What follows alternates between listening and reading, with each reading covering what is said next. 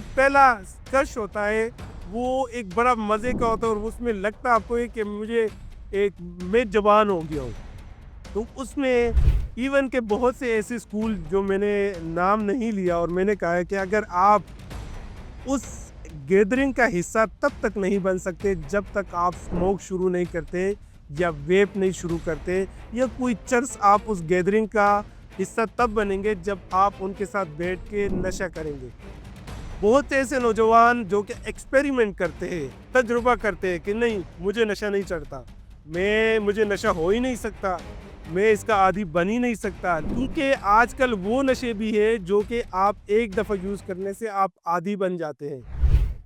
آج کا جو ہمارا ٹاپک ہے بہت ہی اہم ہے اور یہ آج ہمارے کچھ اسٹوڈنٹس حضرات ہمارے پاس آئے تھے جو کہ نمل یونیورسٹی سے تھے اور انہوں نے کچھ کویسچن کیے جن کے میں نے بڑے خوبصورتی سے ان کو آنسر دیا کہ سر ہم کبھی کبھار کینابس کا استعمال کرتے ہیں یا ویلو کا استعمال کرتے ہیں یا ویپ کا استعمال کرتے ہیں, تو کیا آیا اس کا ہم عادی ہو چکے ہیں اور اس کا کیا ہمارے باڈی پہ, ہمارے دماغ پہ اس کا کیا اثر ہے اور کیا ہمیں بھی علاج کی ضرورت ہے. بہت ہی ایک خوبصورت سوال ایک نوجوان تھا, ان کو میں نے بڑے پیار سے ان کو ڈیل کیا, سمجھایا ہے. سب سے پہلے میں نے ان کو یہ چیز شروعات میں بتائی کہ اسموکنگ, جیسے کہ ایک بندہ اسموک کر رہا ہے اور آپ جو اسکول کالجز میں ایک گیدرنگ ہوتی ہے وہاں پہ بیٹھ کے جب آپ اسموک کر رہے ہوتے ہیں اور آپ کو کوئی آفر کرتا ہے تو جو پہلا کرش ہوتا ہے وہ ایک بڑا مزے کا ہوتا ہے اور اس میں لگتا آپ کو ہے کہ میں جوان ہو گیا ہوں. تو اس میں ایون کہ بہت سے ایسے اسکول جو میں نے نام نہیں لیا اور میں نے کہا ہے کہ اگر آپ اس گیدرنگ کا حصہ تب تک نہیں بن سکتے جب تک آپ اسموک شروع نہیں کرتے یا ویپ نہیں شروع کرتے یا کوئی چرس آپ اس گیدرنگ کا حصہ تب بنیں گے جب آپ ان کے ساتھ بیٹھ کے نشہ کریں گے. بہت ایسے نوجوان جو کہ ایکسپیریمنٹ کرتے ہیں, تجربہ کرتے ہیں کہ نہیں مجھے نشہ نہیں چڑھتا, مجھے نشہ ہو ہی نہیں سکتا,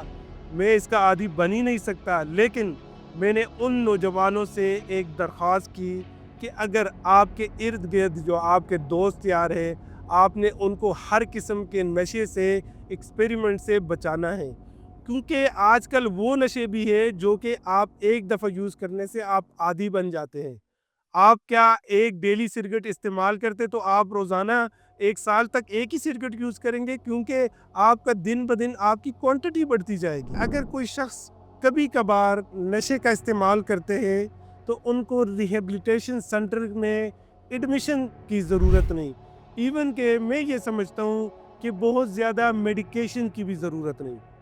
اگر آپ نے عزم کیا اور اپنا پختہ ارادے کے ساتھ اگر آپ نے ارادہ کر لیا ہے کہ میں نے اس سے جان چھڑانی ہے کیونکہ کل کو مجھے اس کی لت لگ جائے گی اور میں اس سے چھٹکارا حاصل نہیں کر پاؤں گا اور میری زندگی یہ تباہ ہو جائے گی, کیونکہ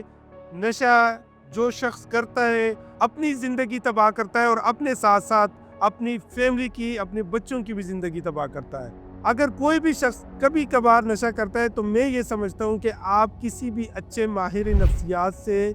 کسی بھی سائیکیٹرسٹ سے, ریہیبلیٹیشن ایکسپرٹ سے آپ مدد حاصل کر سکتے ہیں اور آپ گھر بیٹھے اس نشے جیسی لت سے چھٹکارا حاصل کر سکتے ہیں. کیونکہ یہ مشکل ضرور ہے بٹ ناممکن نہیں ہے. آخر میں ہمارا عزم نشے سے پاک پاکستان.